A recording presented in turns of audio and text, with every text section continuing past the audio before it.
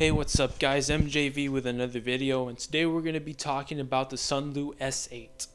Now the Sunlu S8 is my 3D printer that I recently bought that I used to make my Star Wars helmet with in one of my previous videos, but it's a printer that I would not recommend for a couple of reasons. Now before we get started, this isn't necessarily a review, but just my experience on what went wrong with the printer and a couple of things to look out for if you do decide to buy it.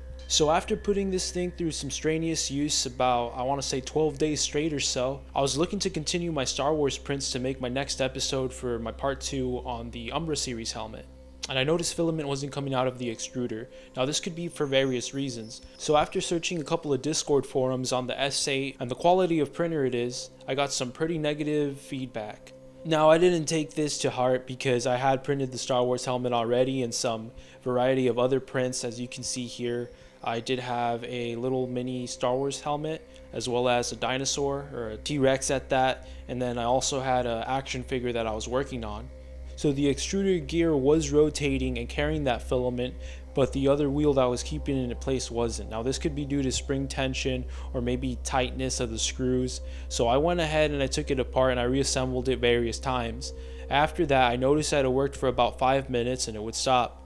Now, I was pretty bummed out because I thought I would have to return the printer to Amazon, but I wasn't giving up so far. I ordered a new extruder and it seemed to be working great, but then again we had the same problem. It ran for about 5 minutes and it would stop printing. And I took off the nozzle to give it a really deep cleaning, see what might have been blocking the filament from coming out. The parts at the hot end were clear of any debris after taking it apart, and the hot end itself seemed to be in good condition. I took it off anyways and I put it in a bath of acetone, since what I print with mostly is ABS plastic. I shined my smartphone light through the nozzle to make sure that everything was clear, and both ways it did work. As you can see, the light is coming out perfectly fine of both ends, and I went ahead and I put it back on there. From here on out, I did a cold pull to see exactly what may have looked like inside of the nozzle, because if there's any irregularities, maybe that's what was causing the clog and not causing filament to come out. As you can see from this image that I took, it looked perfectly fine. There weren't any irregularities within the nozzle or the other parts while traveling to the hot end. I decided to go ahead and change the nozzle, and that didn't work either.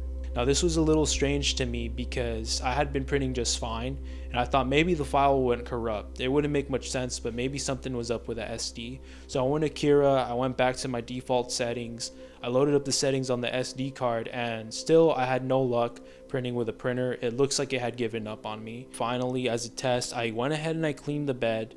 I took off the glass and I went ahead and washed it. Maybe it was because it was dirty. Even though all my prints were coming out the same and I had cleaned it before, maybe that was a failing point with the printer. And here's where I noticed that the glass was warped. Now I didn't manage to capture any pictures before filming this, but the glass was warped, and I noticed that before printing I would level the bed, and after printing the bed would be so unleveled, and that may have been what was causing the clogs.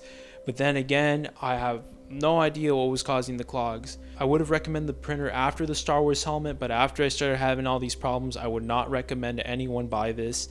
Now, suppose you go on Amazon, suppose you want a big printer. This is a 300 by 300 by 410, I believe, so that's 12 inches by 12 inches by 15. Now, you can print bigger things compared to the printers at that price point, but then again, this isn't a brand name printer, and it is recognized for having a bad reputation. Also, even though the reviews on Amazon are good, there are other favorable printers such as the CR10s or any cubic printers. They're around the same price point and around the same sizes. So my bet would be go with one of those versus the Sunlu.